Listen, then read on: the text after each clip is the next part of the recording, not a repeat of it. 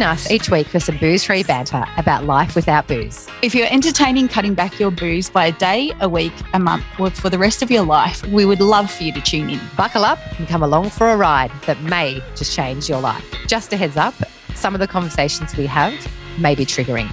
Reach out to your local support centre in Australia. That's Lifeline 131144. Booze-free Bants is recorded. I am on Burrawong land. Where are you, Breezer? I am on Jarjarong land.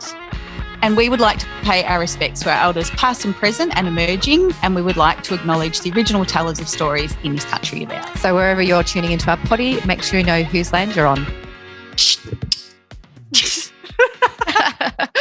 What have you got in your hands there, Meso? I've got Altina LeBlanc. I haven't had a LeBlanc for a while. Ooh, I'm on a La Vie en Rosé. I still love your rosé. Love the roll of the tongue. I cracked a can. Love the cans. You've got the bottle in your hand. Yes, because we don't talk about the bottle enough, the sherry bottle. In fact, I probably wouldn't share this. I'd just pig it. So Altina Drinks have thought of it all. They've got cans or they've got bottles. Mix it up. If you're going to a picnic, take the cans. You sit at home on your own, drink the bottle. They are non-alcoholic wines and they're absolutely delicious. They have no alcohol or no added sugar, which we love. And they're vegan-free. Gluten-free. I butchered that. Vegan friendly and gluten free. Tickety boom. Tickety boom.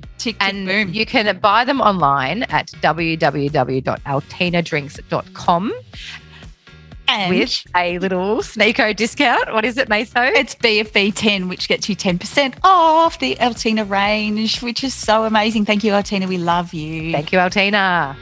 Meso. Breezer. Hello. Hello. How are you? Well, I am officially smarter than I was an hour ago. Do you know why? Tell me. We have just been bantering on with Cam Cail. He's a nurse practitioner specialising in addiction, and golly gosh, he has got so much knowledge in this space, hasn't he, Meso? Oh, I'm fully educated.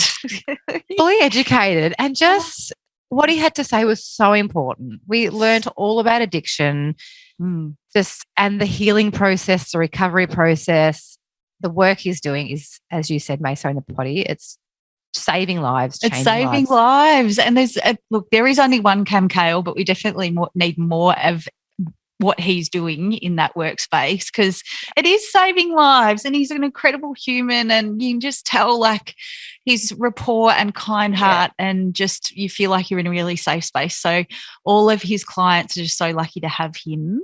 Absolutely. Big burly blokes. 100%. Yes. And you'll hear in the potty how Cam got into this line of work, which I love that story, Meso. I was like, I mean, there's no better reason than what he shares. So you guys need to buckle up.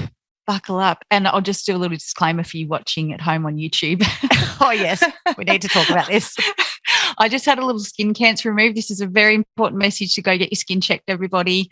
I've had a little bung. I've got bung eye. I've got bung eye. You still look hot AF, but you've got a bungie. I've got a bungie. So I've had a little skin cancer. So it's a basal cell and a squamous cell, little tiniest little dot ever taken from the top of my nose, just near my eye, and a graft from my ear. So they've plugged that up. So really important message. Get your skin checked. This happened as a result of being a red-headed, pasty white child getting sunburnt under no ozone layer in Australia.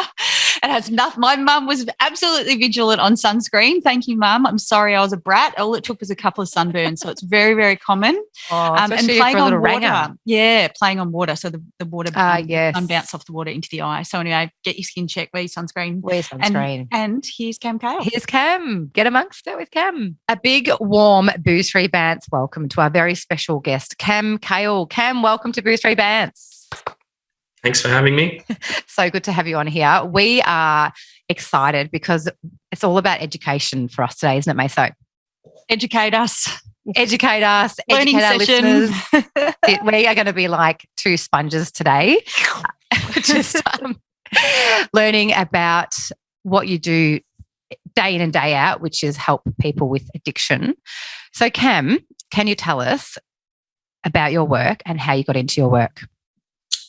Yep. So as it stands now, I pretty well run a private clinic in addiction recovery and mental health.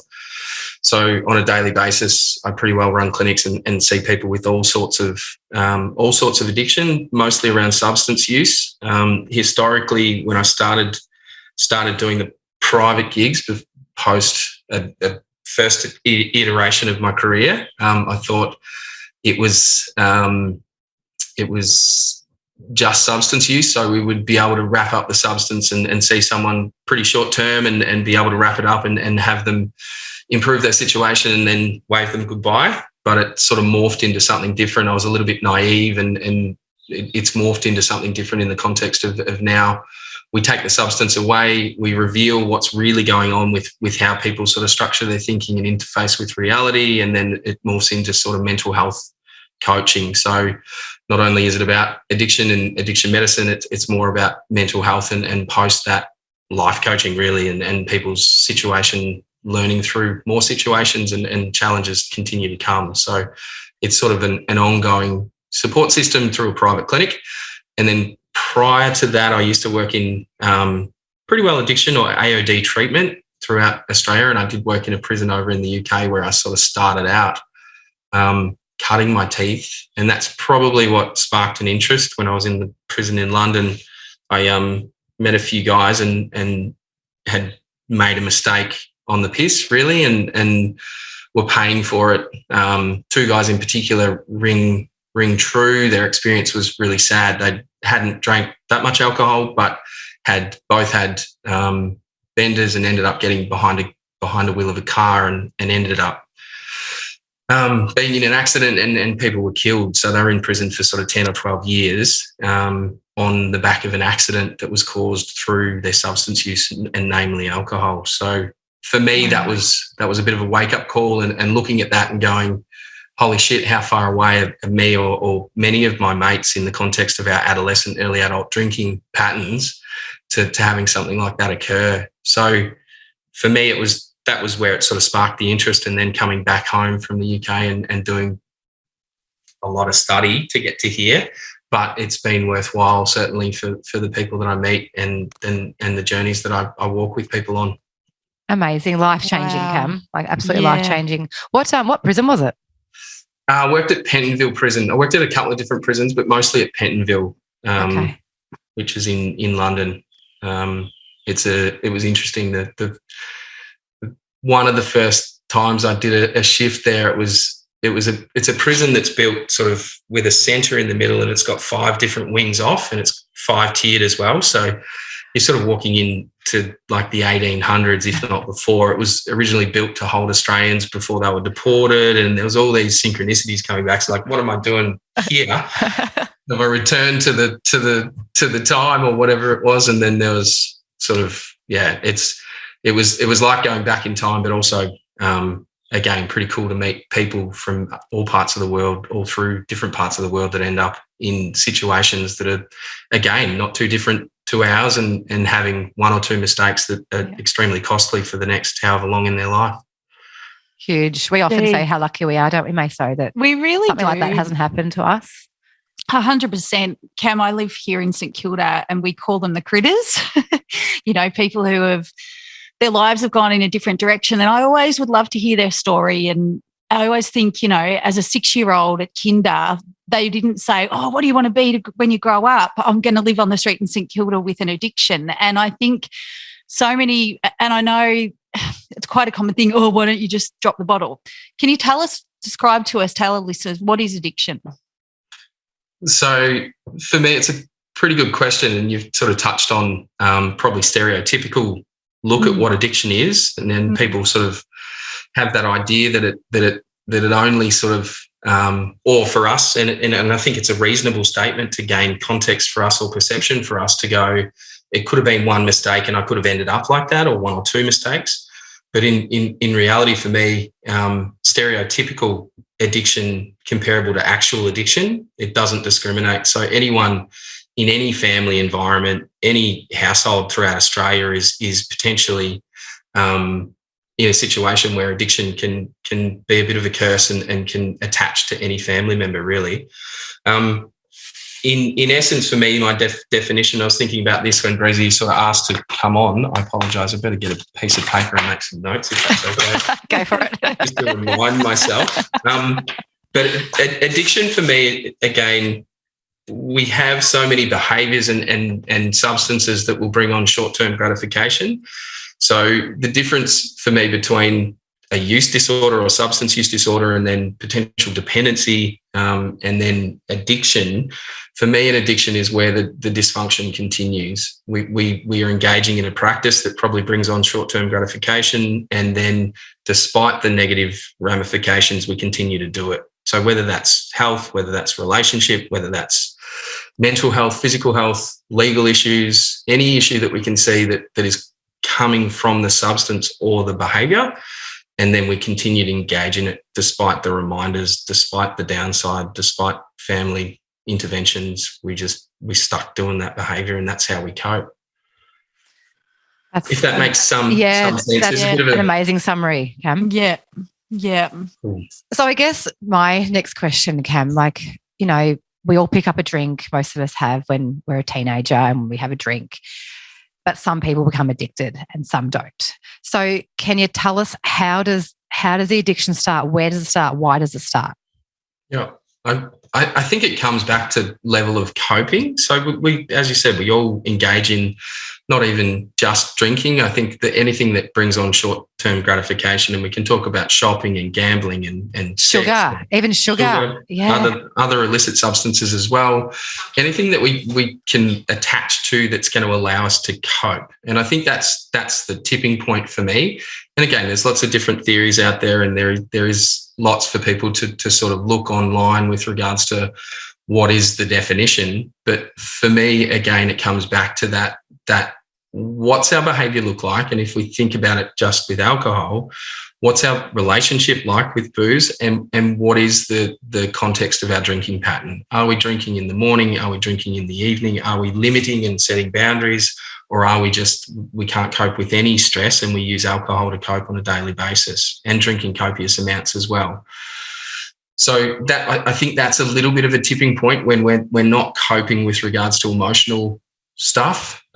We've got challenge coming at us, and we use alcohol to cope with those emotional challenges, if not life challenges.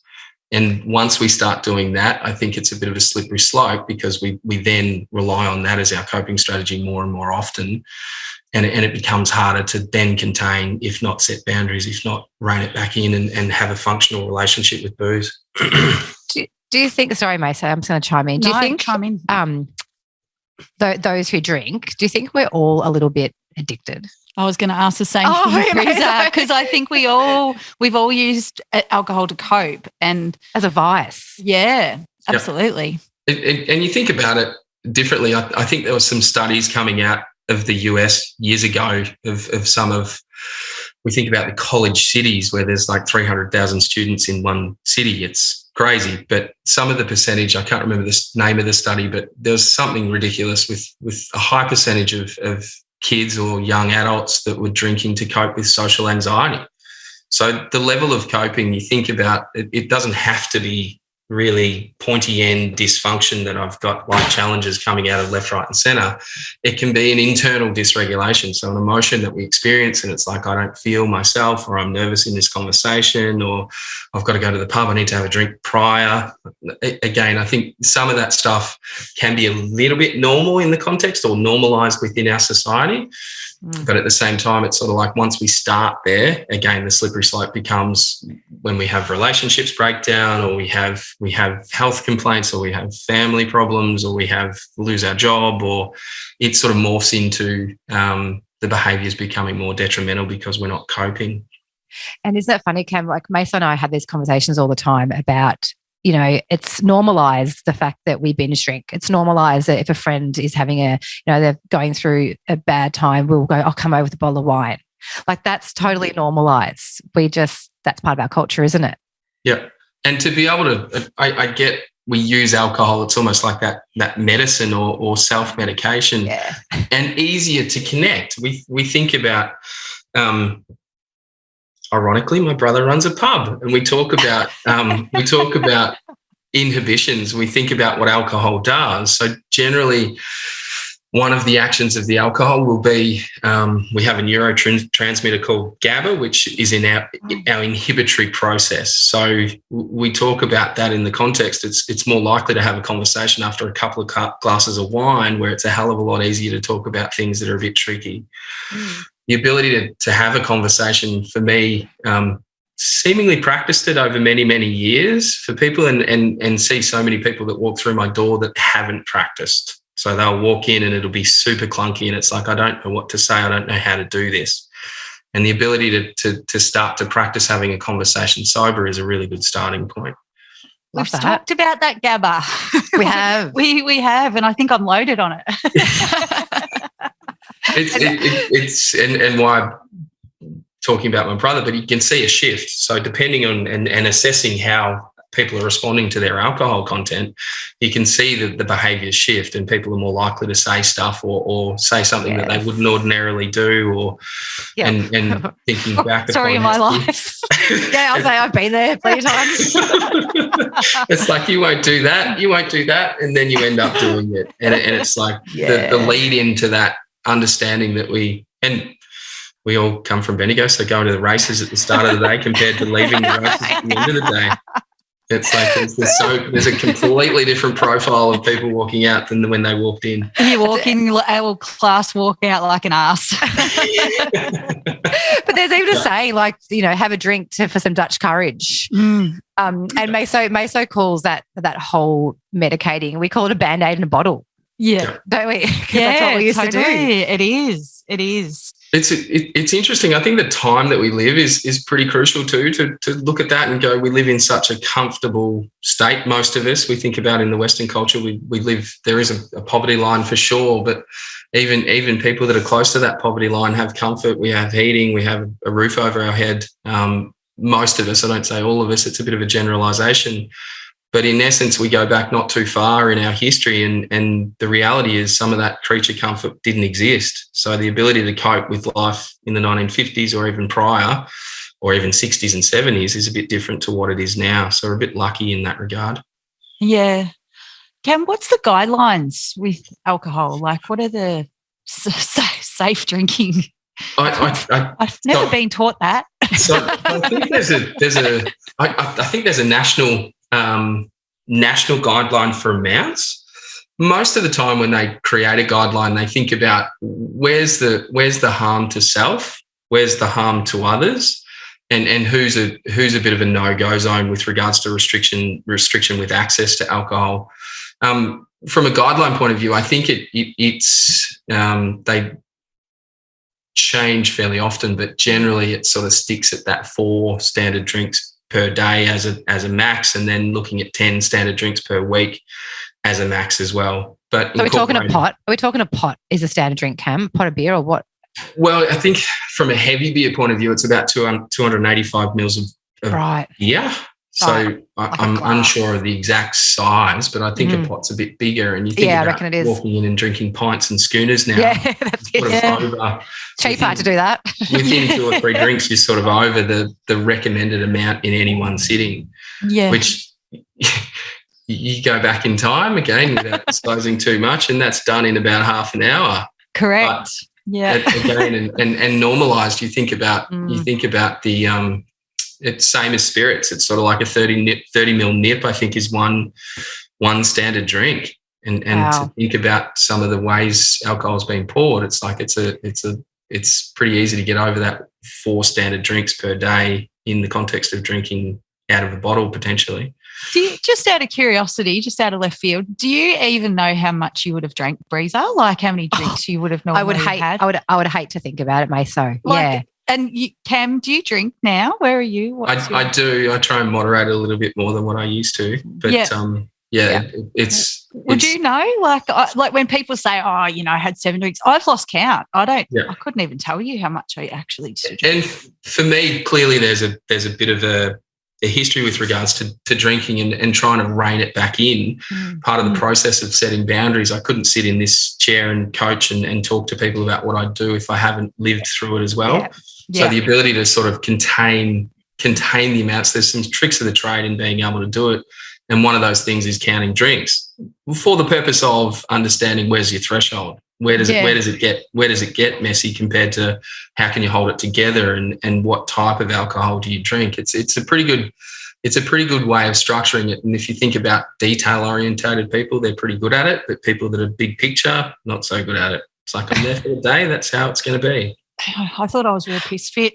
Yeah, I've never counted drinks ever. Never ever in my life. Just knew I could probably. It was so stupid. You were such a hero if you could drink someone under the table. What a stupid, reckless thing to do. Anyway, Australian drinking culture. Anyway, we'll carry on, Cam. Comes back to the GABA. We're pushing a boundary, and the inhibitory process is gone, and it's just magic carpet ride. You go as far as you can, as long as you can.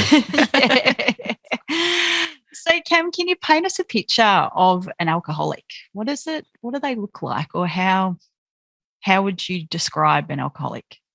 It's interesting because when I have a lot of people that historically used to come and see me and ask the question, "Am I an alcoholic?" And it's always one for me. A label is helps some people identify with what the problem is, and I've had people come and see me that are drinking anywhere from sort of 4 to 6 litres of wine a day, comparable to someone that's drinking 2 or 3 stubbies a day, which when we look at the guidelines is within reason comparable. They might be drinking 4 standards per day every day, which is above the norm. Mm-hmm.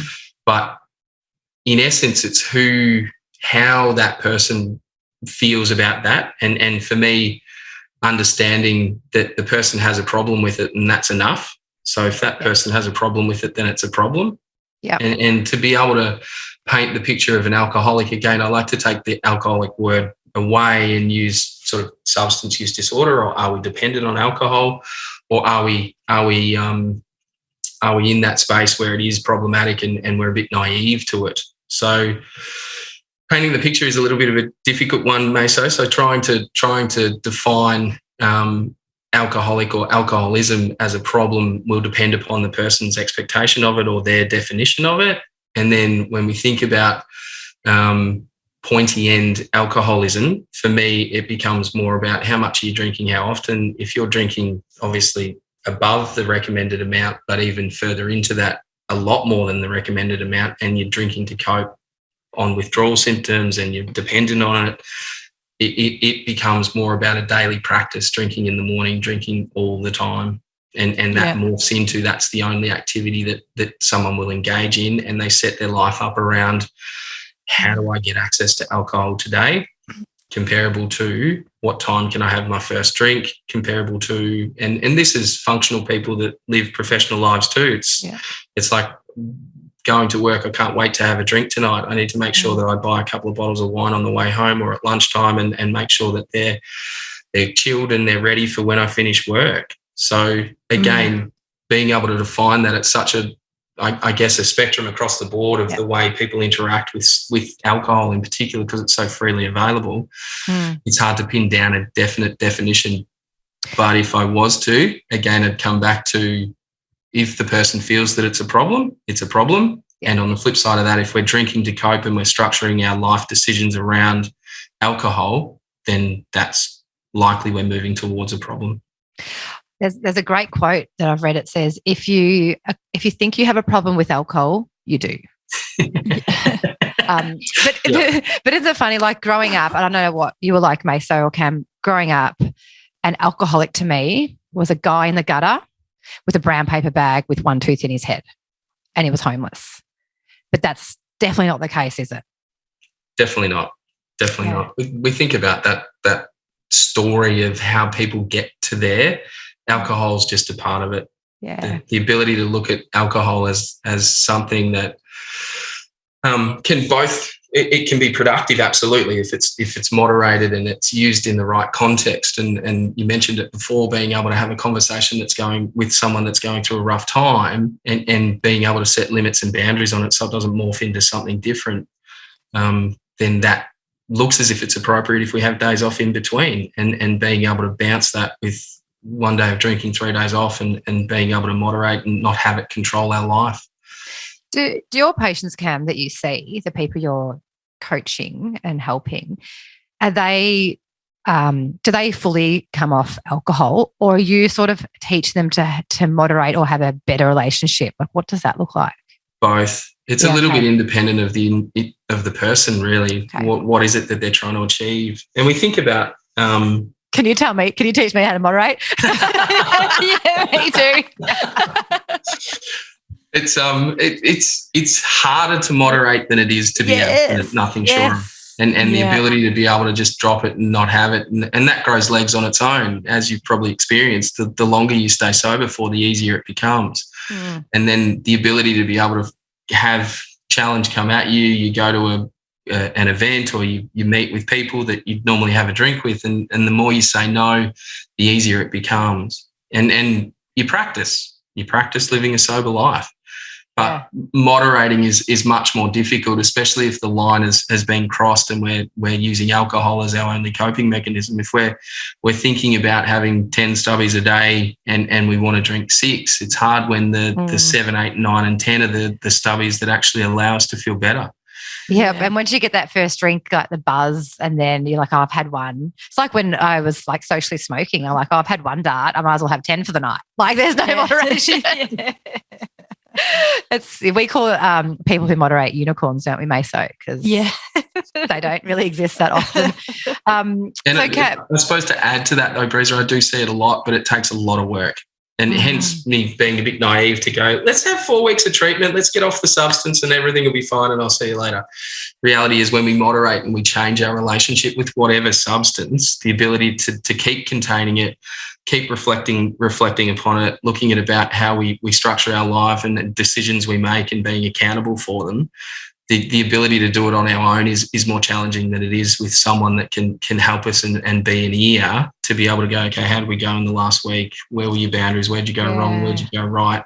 And people generally do it for a pretty long period of time, moderate it for 6 months, and then for whatever reason they have a magic carpet ride and it blows the boundaries and they come back in and go, I'm a failure. And it's like, well, actually you're only getting feedback from that event. It's like, where did you go wrong? And does it then morph into, and most times it does, morph into we need a period of abstinence? Or if we look at that, then what's your life situation telling you about your relationship with booze? Love that deep dive that you do. But can I just ask, what's the point of moderation? Because like Meso and I have very similar experiences. We just love getting drunk. Loved it. Loved it. Loved really it. Good at it. So too. what we don't see the point in moderating. Because like, why would you drink it if you're not going to get hammered? Like what? Like, help us understand, because we are now all about the alcohol-free drinks. Like we're all over them, and I love getting home from work and having a cold beer that doesn't have alcohol in it, but I can still have that ritual. So why do people moderate? Well, it's interesting because you've just given a good example about how you structure your thinking and your relationship with booze. It's like your interaction with it has been historically that we drink to get smashed, and that's what I've always done.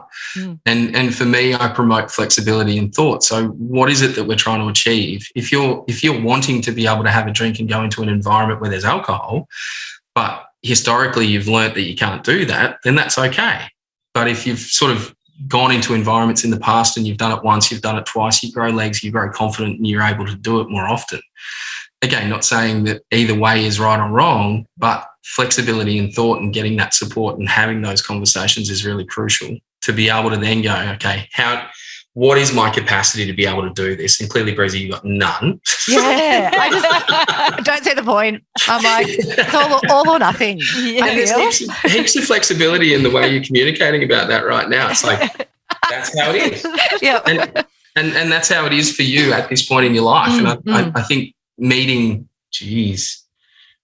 meeting 2,000 to 3,000 people over the journey, there's a hell of a lot more data in my mind that I can pick apart to go, your example being one of one, comparable to your example being one of 3,000, and a hell of a lot more people have got more flexibility in response to that. And it's about showing up and doing the work. And you think about your success strategy, it's like, I know that I can't keep drinking. If I stop, then I'm going to get better at all the other things in my life. Yeah. And I think that's a reasonable thing to do, because you do have a success strategy. Some people don't have that success strategy and make a commitment to go, I haven't seen enough dysfunction for me to go, I have to quit alcohol. I'm not listening to what's going on around me, and I need to moderate it.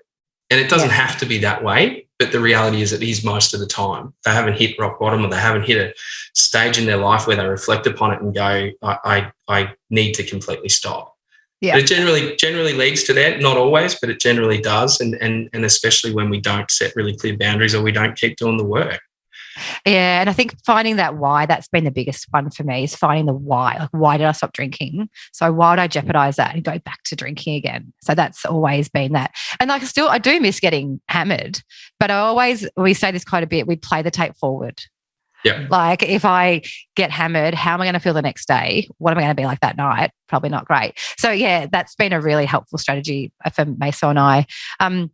But so when you're dealing with your do you call them patients, Cam? Patients, clients? Clients. People. So there's obviously, there's obviously loved ones that are around these people. So can you tell us about your experience with the loved ones? Are they actively involved? What's it like? What does it look like for them? Challenging, super challenging. I think there's so many family members that will come and see me before the person will come and see me, because their battles are grander, because the person that's engaging in the behaviour is pre-contemplative and not ready for any change, and doesn't see it as a problem. But everyone around the person and blind Freddie can see that it's a problem. Yep. And there is a theory around the cycles of addiction and moving through those in sort of stepped approaches. Being pre-contemplative is a state that you find yourself in when you're engaging in these behaviours and you don't see it as a problem. And then you start to contemplate change. And family members play a pretty crucial role in giving feedback. And it's difficult because the coaching that I do for families is around being flexible in response, but we've also got to be plugged into who they are as people. Yep. So if we're a parent, or if we're a husband or a wife or a child or a grandparent, we've got to play with our own value system to be able to understand how we'd normally operate in response to that person, and then understand how do we start a conversation with that person in a way that's not going to be offensive or push them in a different direction. And I've met family members that will close doors because the bridges have been burnt and they never want to see the person again. I've met people that will keep their door open and continue to until it reaches a threshold. And for me, that ability to be able to take on board what's the strategy out of this, and be able to implement the strategy, because if we have no strategy and we keep doing the same thing we've always done, we get more of the same result. Yeah. We had a beautiful conversation with one of our guests, Andy. Her husband, Jace, was going through addiction, and she just led with compassion, didn't she, Meso, in supporting him, just unconditional love and compassion. Oh, and yeah, her story is beautiful. And we love you, Andy. Yeah, we love you, Andy. She helped her husband get through that patch. Which is huge. And you think about, from a treatment point of view, for me to have conversations and relationships with people, reality is it has to come from a non-judgmental, compassionate space, and then looking at influencing change. As a family member, we probably hold such great power in being able to do some of that, but we've also got to overcome our own stuff to be able to do it, and our own perspective. And that's a great story. And being able to see that and watch it happen and unfold, she would have been through so much to get to that point. And again, her strategy worked for her, which is awesome. And pending, you think about someone that's at the other end of that scale where they've had enough and I can't do any more and I've got to shut the door. It's a harder place to play, but some people have to get to that point because they offer the experience to have that love and compassion until the threshold is broken and the bridge is burnt. Do you see more? Sorry, Cam, I cut you off. That's right. Do you see more? It's a kind of how long's a piece of string. Do you see more families and loved ones stay together, or does it tear them apart, or is it 50-50? What's sort of the scale?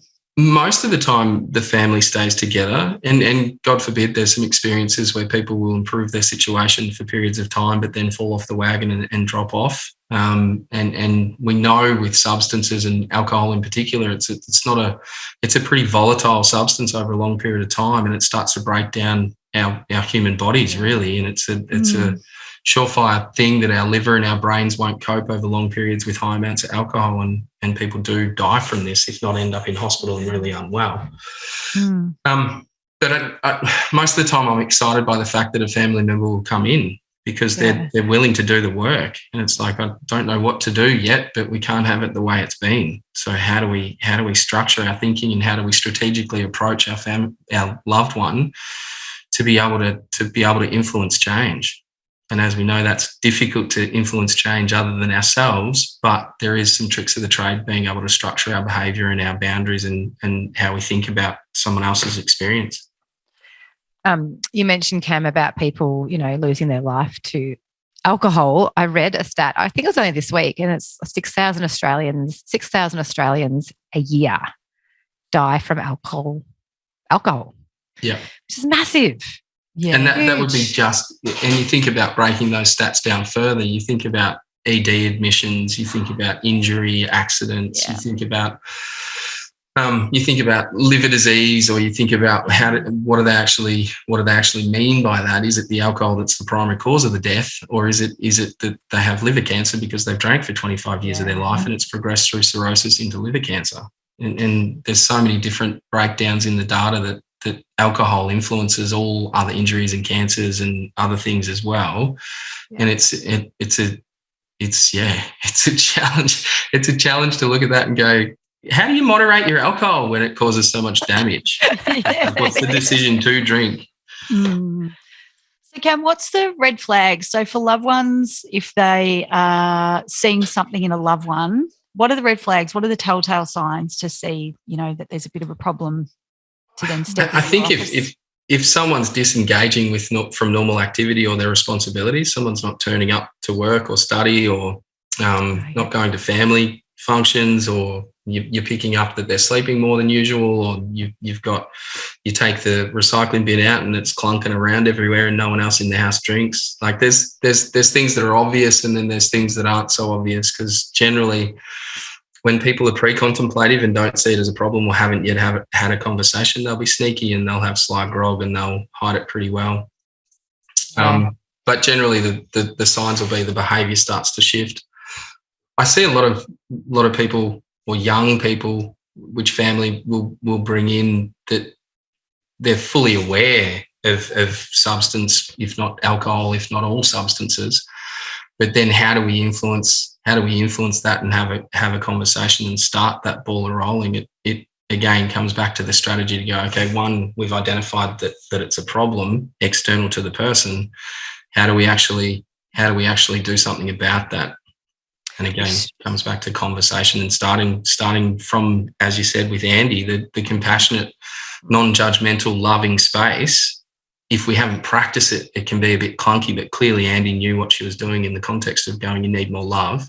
Yeah. And there is some great stories and great experiences of recovery where it does work. Got to find a reason. Yeah, got to find your why. Find the reason. Love that. Yeah. So, Cam, you touched on it just then, but for someone who needs and wants to have a conversation with a loved one that they feel has that booze is causing problems in their life, where do you start? How do you start? Are you sending text messages? What are we doing? Can you tell our listeners how to start that conversation? Because sometimes that's the hardest thing. Yeah, absolutely. And especially when you're seeing someone unravel and if they're not disclosing what's going on when you do start or try to start having a conversation, I think it's practice. The ability to go, okay, what's my relationship like with this person, whether they're my partner, whether they're my child, whether they're my parent, and how do I have a normal conversation with them anyway? And if they're really closed and pre-contemplative, it can be a real challenge. Hence, a strategy needs to be worked out.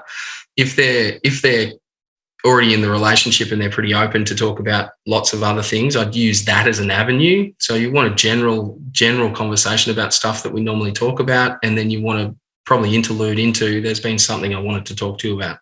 And if you talk from my experience rather than them, I'm a little bit concerned, and talk about your own experience around this stuff.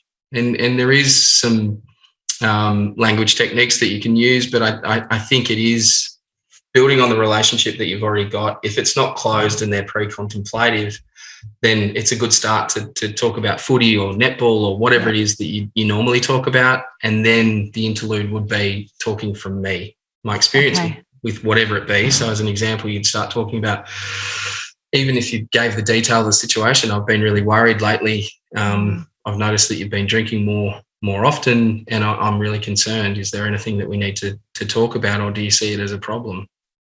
Okay. And you walk into that and practice it, really. If they go, no, I don't have a problem. And especially if you're already in a conversation, it's a hell of a lot easier.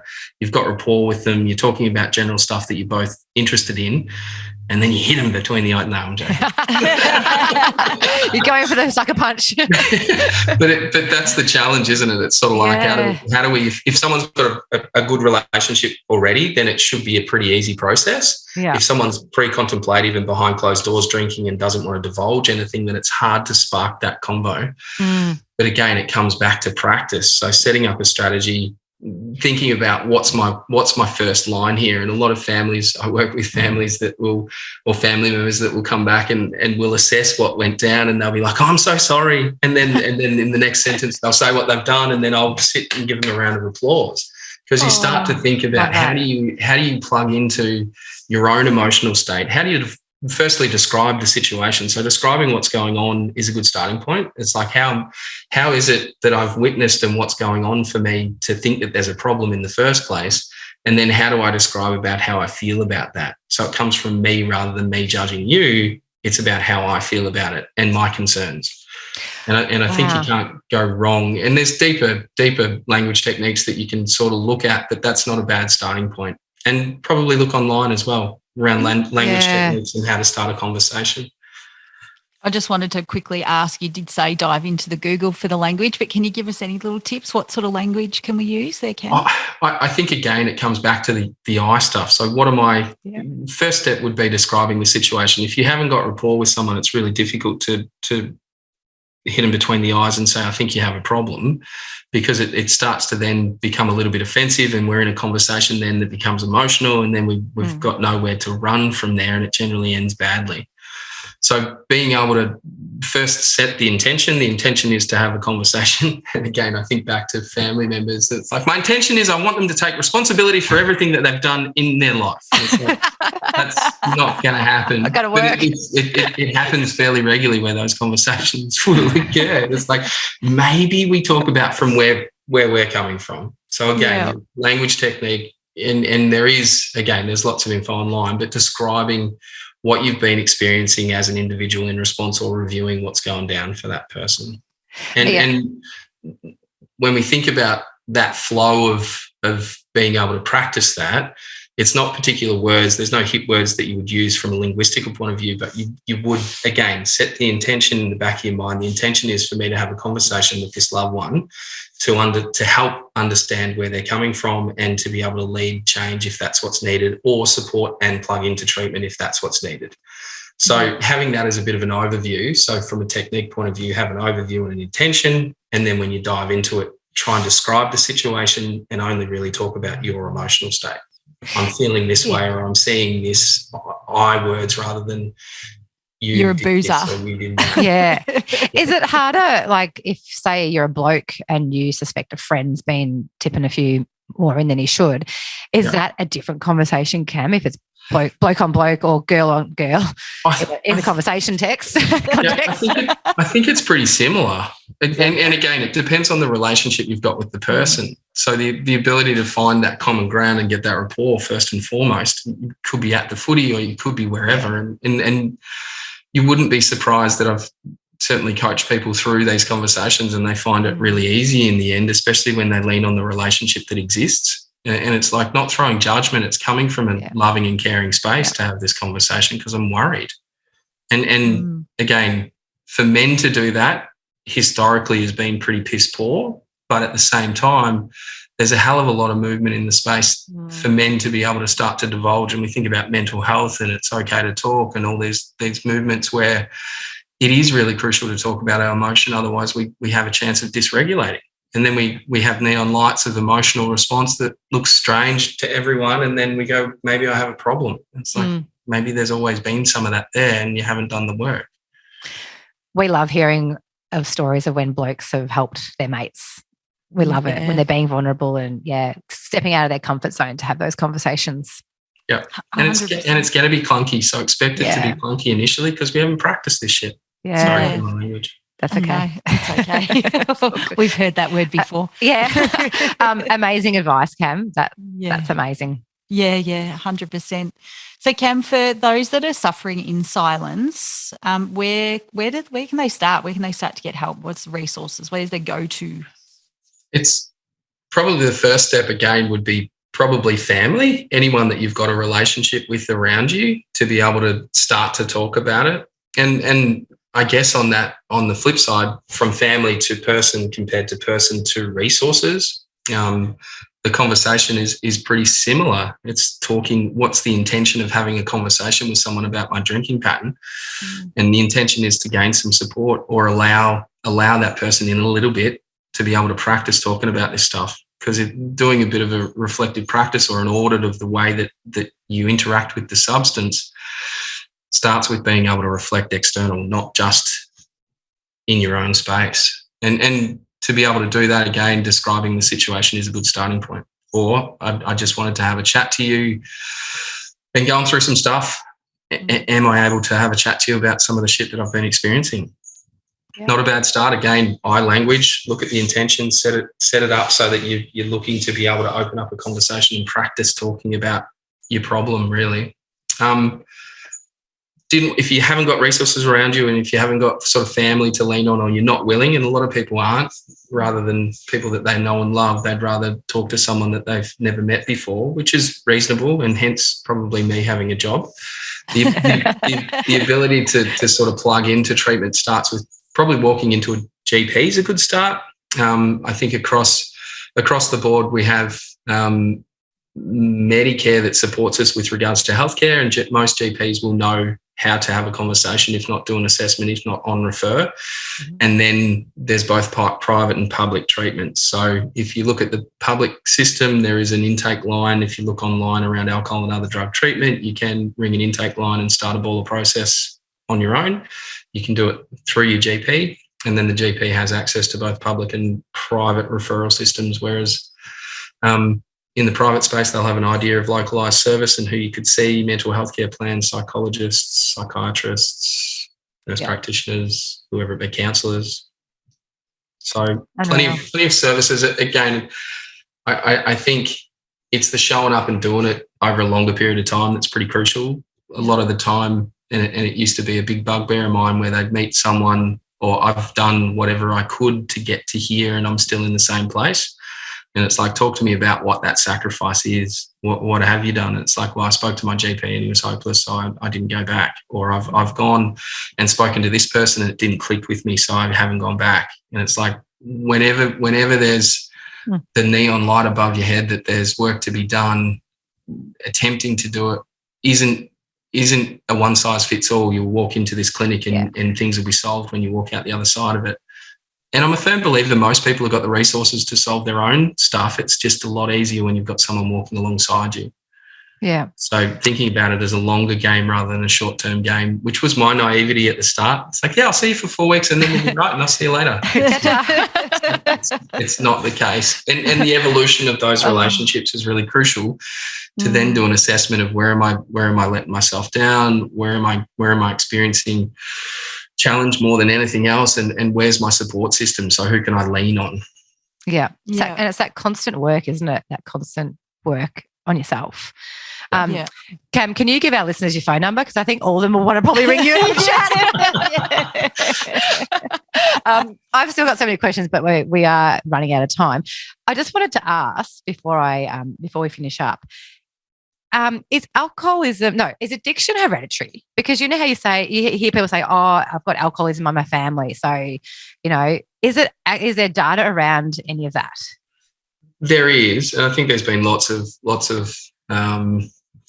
research over the journey. And for me, I think if there's a history of addiction within the family or substance use within the family, that's one component of it. And we think about environment being the other. So DNA profile, if you have someone within your genetics that has a proneness to some of this stuff occurring, that's probably a tick in the direction that you're more prone to having it happen. And then the flip side of that is environment. If you grow up in an environment that lacks nurturing, that has family members that drink or use drugs, then again, it's a bit of a tick of two sides to go, you're really prone to potentially having this happen. But I've met so many people over the journey now that have had both genetics and environment risk factors, but they'll have a conversation about never touching alcohol or drugs in their life because it's thrown them off it.